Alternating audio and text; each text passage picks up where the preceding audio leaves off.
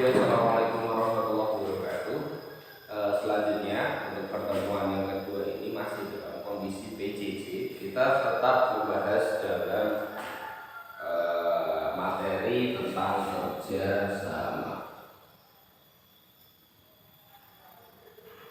atau biasa disebut dengan syirkah. Kemarin kita sudah sedikit bahas tentang ada dua macam syirkah, yaitu ada mudharabah dan musyarakah, di mana keduanya memiliki perbedaan yaitu dalam porsi peranan. Nah, di sini ada kalau perbedaannya dari mudharabah itu pemodal hanya dari satu pihak.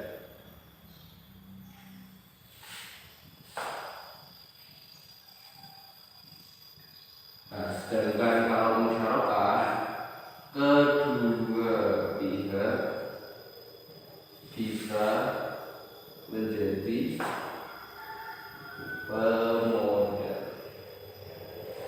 Ini perbedaannya di situ ya. Kalau misal kita kaji pengertian tentang mudharabah, di mana di situ antara pemodal itu hanya dari satu pihak, yang mana dia hanya berkewajiban untuk menyerahkan modal saja. Sedangkan sang pengelola dana, dia tidak ada kewajiban untuk menyertai modal dana yang telah diberikan oleh pemodal. Namun si pengelola mempunyai kewajiban untuk mengelola dana tersebut agar bisa menghasilkan cuan yang tinggi untuk suatu bisnis. Sedangkan untuk musyarakah, kedua pihak yang bersepakat untuk musyarakah atau kedua pihak yang bersekutu, keduanya memiliki hak, memiliki kewajiban untuk menyalurkan modal. Nah, juga keduanya memiliki tanggung jawab untuk sebagai pengelola. Jadi itu yang membedakan antara persekutuan musyarakah dengan persekutuan mudharabah.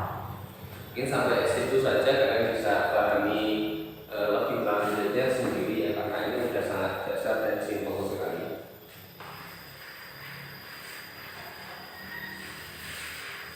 Lalu pada hari ini kita akan lebih fokus mengkaji masalah di musyarakah.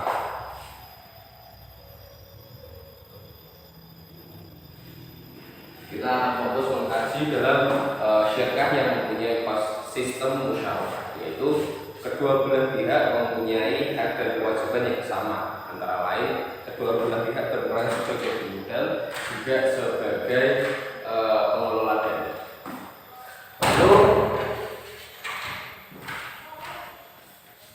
Lalu kita akan masuk ke rukun dan syarat.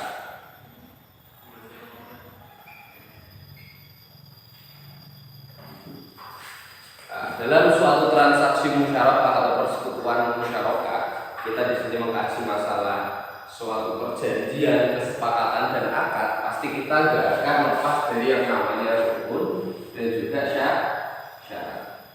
Yang pertama dari rukun dahulu. Rukun yang pertama kita perlu namanya subjek, atau kalau bahasa lainnya itu pelaku atau pemeran. Nah, kalau dalam bahasa Arabnya ini disebut sebagai aqidai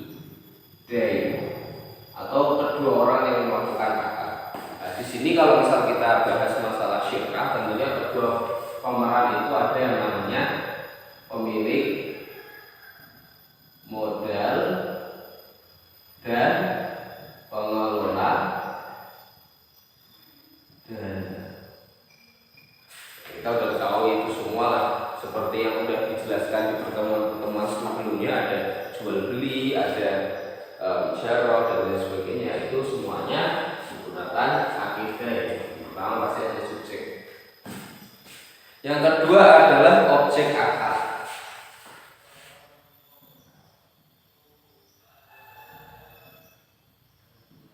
Nah, karena ini adalah akad persekutuan, maka objeknya itu merupakan apa yang akan menjadi target dari kedua pelaku ini. Nah, karena targetnya itu adalah saling mensekutukan dana, dan juga mengelolanya untuk menjadi suatu pekerjaan atau bisnis, maka tentunya objek akad ini juga ada dua. Yang pertama adalah dana atau modal, dan yang kedua adalah bisnis atau pekerjaan. Dan yang ketiga adalah akad. Nah, akad ini bisa dilakukan secara lisan, tulisan, dan isyarat. Jadi seperti halnya pada umumnya kalau kita pelajari masalah akad ini, karena kalau kemarin kita pelajari tentang akad jual beli ini tentang musyarakah, tentu masih mirip. Hanya saja yang menjadi objek di sini berbeda. Karena di sini objek akadnya kalau jual beli itu kan barang dan harga. Sedangkan kalau dalam musyarakah objeknya tentu dana atau modal dan juga bisnis pekerjaan. Itu merupakan rukun dan syarat. Serta syaratnya itu ya tentunya untuk akibat sendiri, untuk subjek tentunya udah balik, muslim, kemudian berakal. Kemudian kalau untuk objeknya ya pastinya halal. Seperti itu ya, kalau misalnya kita bekerja dalam bisnis yang tidak halal, otomatis dia tidak disahkan dalam agama. Ya untuk syarat kita bisa improvisasi sendiri, karena kita udah sering dengar gitu ya. Kalau untuk masalah subjek otomatis balik, akil, muslim. Kemudian kalau untuk cuman kalau muslim ini syaratnya masih diperdebatkan ya, karena ketika kita bersekutu dalam bisnis tidak harus dengan orang Islam. Itu bebas. Kemudian kalau untuk objek akad kita harus tahu dananya itu halal, kemudian pekerjaannya itu halal, kemudian kepemilikannya itu kepemilikannya itu tetap. Kemudian ada kemudian bagaimana pemerannya dalam aktor ini, dia diwakilkan atau diperankan sendiri, ya itu bebas. Kemudian akad ini tentu mudah ya. Ketika kita melakukan suatu kontrak pasti kita ada menyampaikan akad itu, entah itu baik tertulis secara lisan maupun melalui isyarat. Selanjutnya kita masuk ke bahasan selanjutnya, yaitu tentang jenis-jenis syirkah. Nah, kalau kemarin kan macam ya, sekarang jenis kalau macam itu berarti kita konsep dalam dua hal yang berbeda, yaitu antara musyarakah dan mudharabah. Sekarang kita jenis musyarakah. Jenis musyarakah. Nah, ini kalau di buku ada pada halaman 54. Buku halaman 54. Ya kalian bisa baca. Kalau misalnya penjelasannya di sini kurang lengkap, kalian bisa baca sendiri. Yang pertama ada namanya syirkah abdan. Syirkah abdan itu yang seperti apa? Syirkah abdan itu suatu kerjasama usaha antara pihak yang hanya menyertakan kontribusi kerja tanpa kontribusi modal. Nah, tadi kita bisa bedakan ya antara mudharabah dan musyarakah. Kalau mudharabah, keduanya itu harus menyerahkan yang namanya modal dan harus menyerahkan namanya kerjaan. Nah, namun dalam akad syirkah abdan ini kontribusi modal dari pihak yang bersekutu itu enggak harus. Nah, dalam kasus ini kedua pihak yang bersekutu dia hanya bersekutu dalam urusan pekerjaan saja. Persekutuan dalam persekutuan dalam pekerjaan.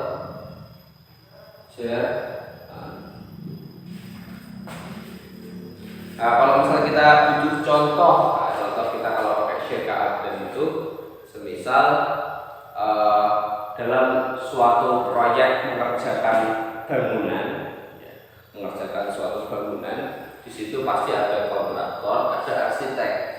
Nah, antara kontraktor dan arsitek ini keduanya mereka bersekutu untuk menyelesaikan bangunan tersebut.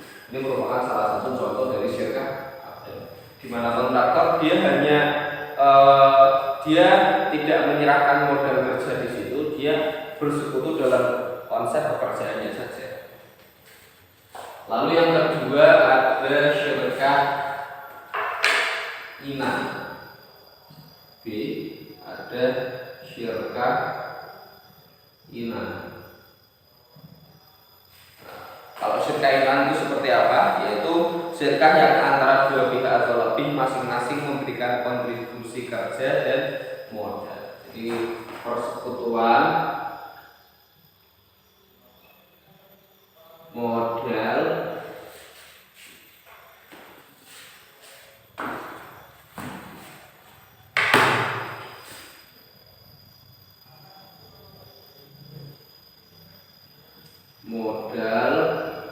plus berarti ini 50-50 antara satu pihak dia setelah modal dan pekerjaan, dia satunya juga modal dan pekerjaan. Jadi 50-50 ini biasa kalau misal dia dalam kerjasama dalam dagang. Nah, otomatis misalnya ada dua pedagang dalam satu toko. Nah, di sini pedagang A dia punya barang ini untuk dijual, pedagang B dia punya barang ini dijual, dia komunikasinya dalam satu toko. Nah, disebut dengan syirkah inan.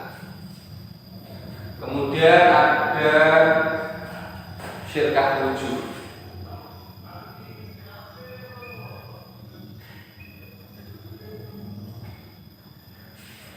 Syirkah wujud ini kerjasama usaha antara dua pihak lebih yang sama-sama memberikan kontribusi kerja. Disebut syirkah wujud karena para pihak yang melakukan syirkah ini memiliki reputasi dan keahlian dalam berbisnis. Jadi kalau wujud ini hampir mirip dengan iman. Dia mirip dengan iman, tapi di sini ada tanda kutip reputasi. Nah, dalam kasus ini dia bersekutu karena suatu reputasi. Ada kalau istilah zaman sekarang itu brand ambassador. Brand ambassador itu dia bersekutu. Brand ambassador itu kan dia punya tugas untuk mengenalkan suatu brand kepada masyarakat khalayak umum ya. Di sini dia mempunyai reputasi yang baik. Jadi ketika reputasi seorang brand ambassador itu buruk, otomatis dia mempunyai dampak kepada produk yang dia jual. Seperti itu. Brand A yang tadi. Brand ambassador.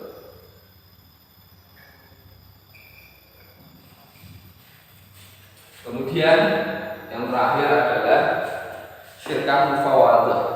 Adalah syirkah yang antara dua pihak atau lebih menggabungkan semua jenis syirkah yang ada. Nah, ini semua jenis syirkah yang ada itu ya kombinasi antara agen, inan serta wujud.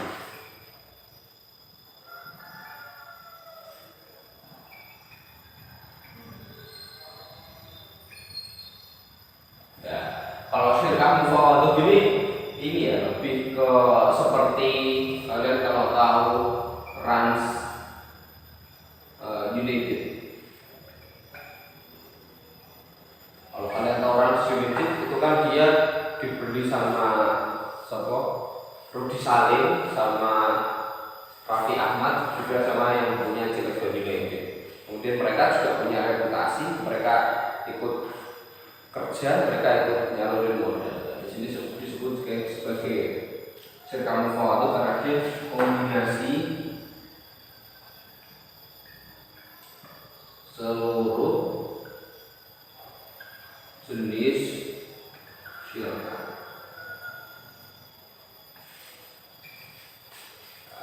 Kita bisa tahu di contohnya ya di Rans United itu yang paling ramai zaman sekarang kan itu disebut juga dengan syirkah mufawadah. Oke teman-teman, silakan dicatat apa yang ada di papan tulis, dipelajari. Ini meskipun kita masih tetap dalam kondisi PJJ, kita dari rumah berjauhan, saya akan terus upload di YouTube agar bisa menjadi sumber referensi kalian dalam memahami buku yang disebutkan oleh sekolah. Oke, itu aja. Kurang lebihnya saya mohon maaf. Nanti silakan saya akan mikir biar mudah untuk menulisnya.